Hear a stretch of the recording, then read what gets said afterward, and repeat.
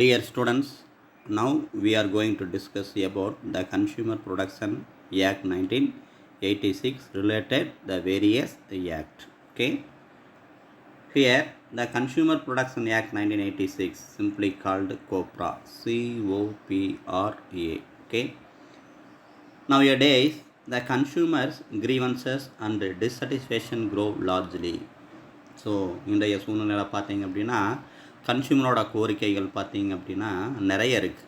So இது சரியில்லை அது சரியில்லை அப்படின்னு சொல்லி சேல்ஸு அதான் வாங்கின குட்ஸ் மேலே கம்ப்ளைண்ட் வந்து நிறைய வருது அவங்க கன்சியூமரோட கோரிக்கைகள். அதே மாதிரி பார்த்திங்கன்னா டிஸ்சாட்டிஸ்ஃபேக்ஷன் நிறைய இருக்குது. ஸோ கூட்ஸ் ஏதோ பணத்தை கொடுத்துட்டு வாங்குகிறோம் பார்த்தீங்க அப்படின்னா அதில் அவனோட யூசஸ் பார்த்திங்கன்னா சாட்டிஸ்ஃபேக்ஷன் ஆகிற அளவுக்கு இல்லை. So nowadays the consumers grievances and dissatisfaction grow largely.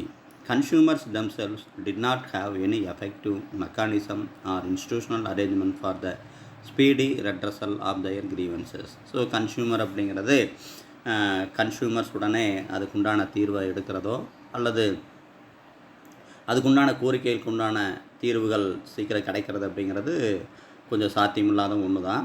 இருந்தாலும் the lack of effective popular movement isolated the consumer, so his plight is increased.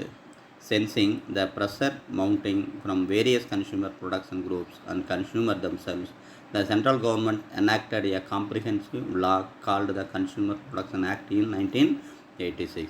So எல்லா கன்சியூமரோட கோரிக்கைகள் கிரீவன்சஸுக்காக ரெட்ரஸல், ஓகே, கிரீவன்சஸ் அப்படின்னா கோரிக்கைகள், ரெட்ரஸல் அப்படின்னா தீர்வு. ஸோ அந்த கோரிக்கைகளுண்டான தீர்வுகள் ரெடி பண்ணுறதுக்காக எல்லா கன்சியூமரும் ஒன்றா சேர்ந்து சென்ட்ரல் கவர்மெண்ட்கிட்ட சொல்லும்போது சென்ட்ரல் கவர்மெண்ட் ஒரு லா ஒன்று க்ரியேட் பண்ணுது. அந்த டைப் ஆஃப் லா தான் வந்து உங்களுக்கு consumer protection act 1986. This act came into force with effect from 15/4/1987. 15/4/1987 இந்த ஆக்ட் வந்து வந்தது. ஆக்டு 1986. ஆனால் அந்த ஆக்டு நடைமுறைக்கு வந்தது அப்படிங்கிறது 15/4/1987. This act was further amended in 1993. இந்த ஆக்ட் மறுபடி திருத்தியிருக்காங்க. Some of the rules and regulations are reforms. So that year is 1993. So 1986 அப்படிங்கிறது ஆக்டு என்ஆக்டட் பண்ணுறது நடைமுறைக்கு வந்தது அப்படிங்கிறது 15/4/1987. தென் ரீஃபார்ம் பண்ணது 1993. The act is referred in short as COPRA. Okay. The Consumer Protection Act 1986 seeks to protect and promote the interest of consumers. The act provides safeguards to consumers against defective goods, deficient services, unfair trade practices and other forms of their exploitation. So consumer protection act வந்து என்ன பண்ணுது அப்படின்னா அன்ஃபயர் ட்ரேட்லேருந்து consumer பாதுகாத்து consumer நலனுக்காக செயல்படுற ஒரு அமைப்பாக இருக்குது. ஓகே. ஸோ இது எதிலிருந்தெல்லாம் கன்சூமரை காப்பாற்றுது அப்படின்னா எல்லாத்துக்கும் ஒரு சேஃப்கார்டாக இருக்குது. எதிலிருந்து அப்படின்னா against defective goods, deficient services, unfair trade practices, okay, and other forms of their exploitation. இதிலிருந்தெல்லாம் பாதுகாக்குது. The object of the act is to be provide for the better protection of the interests of the consumers, courts for the settlement of consumer disputes and all other matters connected therewith. So இந்த act பார்த்திங்கன்னா consumer production court அப்படிங்கிறதே இங்கே செயல்படுது. அதில் வந்து இவங்களுடைய கோரிக்கைகள்லாம் grievance எல்லாம் அதில் விரைவாக தீர்வு கிடைக்கும். The Consumer Protection Act is of great importance. It is the latest to be adopted. It is applicable to public sector, financial and cooperative enterprises. Recently, even medical services have been brought under its scope. So, எல்லா type of industry இதில் சேர்ந்துடுது. Consumer அப்படிங்கிற லிஸ்ட்டில் வந்துடுது. என்னென்ன type of activities அப்படின்னு பார்த்தீங்கன்னா public sector, financial, cooperative enterprises, ரீசெண்டாக medical கூட கன்சூமரிசமில் உங்களுக்கு வந்துடும். The act shall apply to all goods and services across board. Okay. இந்த ஆக்ட் எல்லா விதமான கூட்ஸ் சர்வீஸுக்கு அப்ளை ஆகும்.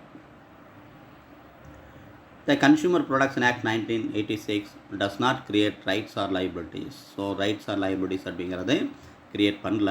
But it has emerged as new forum for the settlement of disputes relating to the sale of goods or services. Okay, அதுக்காக act அப்படிங்கிறது இல்லை. ஆனால் இருந்தாலும் செட்டில்மெண்ட் சர்வீசஸ் எப்படி பண்ணுறது, so sale of goods or சர்வீசஸ்க்கு ரிலேட்டடாக செட்டில்மெண்ட் எப்படி பண்ணுறது, தீர்வு எப்படி பண்ணுறது அப்படின்னு சொல்லியிருக்காங்க. The loss claimed by the consumers must be a loss resulting from one on some deficiency of services or defect in the goods. The loss வந்து எப்படி காம்பன்சேட் பண்ணுறாங்க, எதுக்காக காம்பன்சேட் பண்ணுறாங்க அப்படின்னா டெஃபிஷியன்சி ஆஃப் சர்வீஸ், அவங்க கொடுக்குற சர்வீஸில் ஏதாவது பற்றாக்குறை இருந்துச்சு அப்படின்னா, அல்லது டெஃபிசிட் இன் தி கூட்ஸில் வந்து ஏதாவது சாட்டிஸ்ஃபேக்ஷன் இல்லை அப்படின்னா அதை வந்து சரி பண்ணுற மாதிரி ஃபாலோ பண்ணுறாங்க. The act provides for the setting up of a three tier மூன்று அடுக்கு இது ஒன்று machinery consisting of district forum, state commission and the national commission.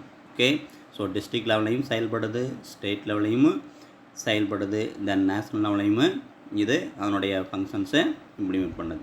It also lays down rules for formation of consumer protection council in every district and state at the affects level. Okay, ஒவ்வொரு ஸ்டேட்லேயும் வந்து ஒவ்வொரு டிஸ்ட்ரிக்ட்லேயும் ஒவ்வொரு ஸ்டேட்லேயுமே அதுக்குண்டான consumerism act செயல்படுறதுக்கு உண்டான office இருக்குது.